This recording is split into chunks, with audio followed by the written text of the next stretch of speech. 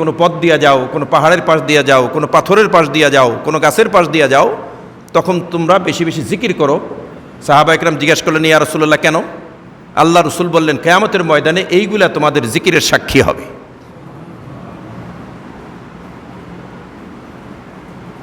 এবং ৫ম নম্বর আল্লাহ তাআলার সাক্ষী যেটা নিতে হবে সেটা হলো, যেই সময়, কোন সময় আমরা এরকমভাবে এই আমলটা করেছিলাম, সেই জমানা, ওয়াক্ত, সময়, সেই সময়টা এরকমভাবে সাক্ষী দিবে, সময়ের সাক্ষী। এবং ৬ষ্ঠ নম্বর আল্লাহ তাআলার সাক্ষী হবে হলো ফেরেশতারা নিজেরা। ফেরেশতারা সাক্ষী দিবেন, মৌখিক সাক্ষী দিবেন ফেরেশতারা। এবং ৭ নম্বর সাক্ষী হলো উম্মতে মুহাম্মাদি। সারা পৃথিবীর সমস্ত উম্মতের জন্য উম্মতে মুহাম্মাদিকে আল্লাহ তাআলা কিয়ামতের ময়দানে সাক্ষী হিসেবে পেশ করবেন। এবং ৮ম নম্বর হলো হযরতে আম্বিয়া কিরাম আলাইহিমুস সালাতু ওয়াস সালামের সাক্ষী। এবং ৯ম সাক্ষী হলো স্বয়ং নিজেই নিজের সাক্ষী। এটা আল্লাহ তাআলা কোরআনের মধ্যে বলে দিয়েছেন, বান্দা যখন নাকি দেখবে এত পেশ, এত আদালত, এত এরকমভাবে জেরা, এত সাক্ষী, তখন সে হার মেনে যাবে এবং নিজে শেষ পর্যন্ত রণভঙ্গ দিয়ে বলবে, হ্যাঁ আল্লাহ আমি করেছিলাম এই কথা। তখন আল্লাহ তাআলা তাকে জাহান্নামের ফয়সালা করবে। এরকম এই মোট ৯ ধরনের সাক্ষীর ব্যবস্থা আল্লাহ সুবহানাহু ওয়া তাআলার পক্ষ থেকে কিয়ামতের ময়দানে হবে। তো ১ নম্বরে বলেছি আল্লাহ তাআলা নিজে সাক্ষী দিবেন। আল্লাহ তাআলা নিজে কোরআনের মধ্যে থেকে সাক্ষী দিচ্ছেন। আল্লাহ তাআলা নিজেই বলতেছেন যে আমি নিজেই এরকমভাবে একটা সাক্ষী হব। আল্লাহ তাআলা নিজে সাক্ষী দিবেন। আল্লাহ তাআলা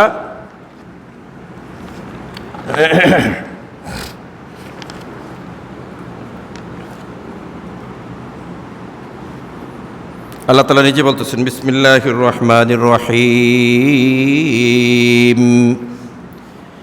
ইয়াউমা ইয়াবআসুহুমুল্লাহু জামিআ।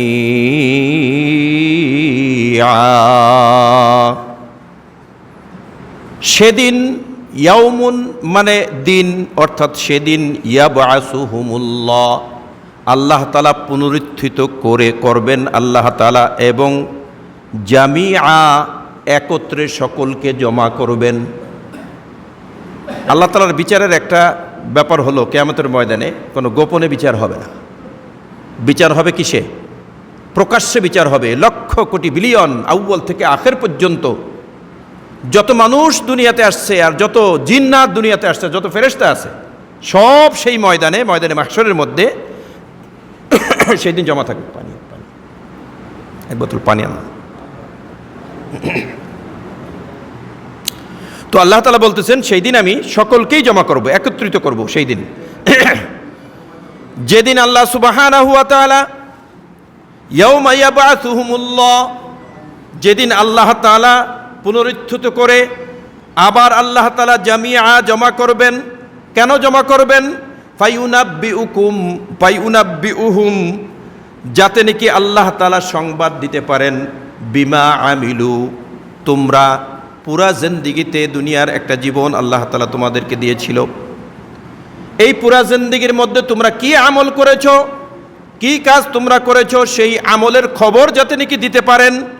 এই জন্য আল্লাহ সুবহানাহু ওয়া তাআলা বলতেছেন, ফায়ুনাব্বিউহুম, যাতে নাকি তাদের খবরটা দিয়ে দেওয়া যায়, বিমা আমিলু, তারা কি আমল করেছে, কি কাজ করেছে, কি করতে বলেছিলাম আর তারা কি করেছে, এই ব্যাপারটা যাতে নাকি খবর দিয়ে দেওয়া যায়। সেই জন্য সকল মানুষকে আমি পুনরুত্থিত করে আবার এক জায়গায় জমা করব।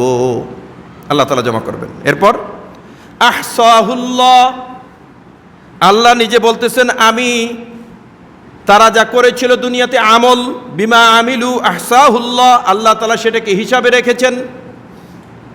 ওয়া নাসুহু, বান্দা সেই আমলটা করে ভুলে গিয়েছিল, বান্দা গুনাহের কাজটা করেও ভুলে গিয়েছিল, নেক আমলটা করেও ভুলে গিয়েছিল, কিন্তু আল্লাহ বলতেছেন আহসাহুল্লাহ, আমি সেটাকে হিসাব করে রেখেছি। পার পাওয়ার কোনো সুযোগ নাই। ওয়া নাসুহু, আল্লাহ বলতেছেন তোমরা হয়তো ভুলে গেছো, কিন্তু আমি ঠিকই লিখে রেখেছি, ঠিকই আমি মনে রেখেছি। ওয়াল্লাহু আলা কুল্লি শাইইন শাহিদ, এবং আল্লাহ সুবহানাহু ওয়া তাআলা প্রত্যেক ব্যক্তির প্রত্যেকটা আমলের সাক্ষী। এই কথাটাই আল্লাহ তাআলা এখানে বলেছেন, আল্লাহ তাআলা নিজে সাক্ষী দিবেন। ওয়াল্লাহু আলা কুল্লি শাইইন শাহীদ। আল্লাহ সুবহানাহু ওয়া তাআলা নিজে সমস্ত ব্যাপারে সাক্ষী হয়ে যাবেন। শাহীদুন মানে সাক্ষী। আল্লাহ তাআলা নিজে সমস্ত বস্তুর উপরে এরকমভাবে সাক্ষী হবেন। এরপরে আল্লাহ রসুলকে আল্লাহ তাআলা বলতেছেন, আলাম তারা আন্নাল্লাহা ইয়ালামু মা ফিস সামাওয়াতি ওয়া মা ফিল আরদ। ও নবী, আপনি কি অনুধাবন করেন না, আপনি কি বোঝেন না? আন্নাল্লাহা ইয়ালামু, নিশ্চয় আল্লাহ সুবহানাহু ওয়া তাআলা জানেন, অবগত আছেন, মা ফিস সামাওয়াতি ওয়া মা ফিল আরদ, যা দুনিয়াতে আছে আর যা আসমানে আছে সব কিছুর সম্পর্কে কে জানেন? আমার সাথে একটু কথা বলতে, কে জানেন? আল্লাহ সুবহানাহু ওয়া তাআলা জানেন। এই সম্পূর্ণ কিছুর ব্যাপারে আল্লাহ সুবহানাহু ওয়া তাআলা জানেন।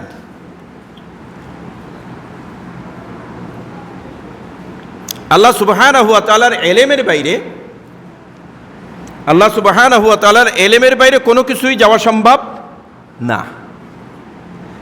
রাত্রির অন্ধকারে যদি আমি কোনো গুনাহ করি তাহলে বোধহয় আল্লাহ তাআলা রাত্রের কারণে দেখেন না।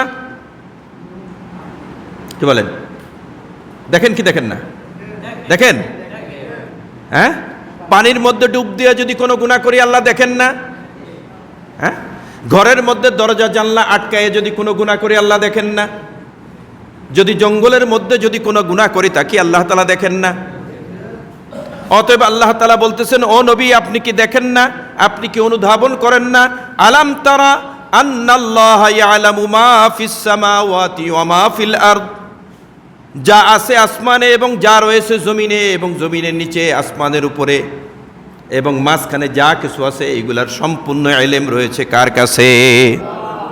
আল্লাহ সুবহানাহু ওয়া তাআলার কাছে। মা ইয়াকুনু মিন নাজওয়া সালাসাতিন ইল্লা হুয়া রাবিউহুম, তোমরা কিছু লোক যদি একত্রিত হও কোনো জায়গায় এবং তোমরা যদি গোপনীয় কোনো প্রকাশ এরকমভাবে পরামর্শ করো, নাজওয়াতুন মানে হলো গোপন পরামর্শ। তোমরা যদি গোপনীয় কোনো পরামর্শ, তোমরা মনে করো তোমরা 3 জন আসো অথবা 4 জন আসো অথবা 5 জন আসো, এই কয়জনই তোমরা ওখানে আসো, তোমরা যদি এই কথা মনে করো, আল্লাহ বলেন তোমাদের গোপনীয় কোনো পরামর্শ যদি তোমরা করো, তোমরা রয়েছো সালাসাতিন, তোমরা রয়েছো 3 জন, ইল্লা হুয়া রাবিউহুম, কিন্তু তোমাদের জানা নাই আমি 4র্থ জন সেখানে রয়েছি।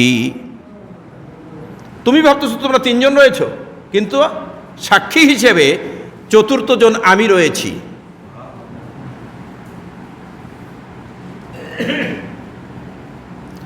ওয়ালা খামসাতিন ইল্লা হুয়া সাদিসুহুম, অথবা তোমরা রয়েছো 5 জন কিন্তু তোমরা জানো না আমি 6ষ্ঠ জন রয়েছি সেখানে। ওয়ালা আদনা মিন যালিক, অথবা এর থেকে যদি 2 জন হয়, 1 জনও তুমি যদি থাকো, তুমি যদি কোনো গুনাহ করো, তাহলে সেখানে কিন্তু 2য় জন আমি আছি দাঁড়ানো, আমার সামনে তোমার গুনাহটা হচ্ছে। তুমি যদি কোনো নেকের কাজ করো সেটাও আমার সামনে হচ্ছে, তুমি যদি কোনো গুনাহের কাজ করো সেটাও আমার সামনে তুমি করছো। অতএব আমি কিন্তু সেখানে আছি। আল্লাহ তাআলা বলতেছেন, যদিও তোমরা কম হও অথবা বেশি হও, যেই কয়জনই হও তার সাথে আমাকে যোগ করে রাখো, আমিও কিন্তু একজন সাক্ষী হিসেবে আছি, আমি আছি। এবং আল্লাহ আরও সাফ করতেছেন, আইনামা কানু, তোমরা যেখানেই থাকো না কেন, ওই যে আগেই বললাম পানির নিচে থাকি আর হাওয়ার উপরে থাকি আর অন্ধকার রাত্রে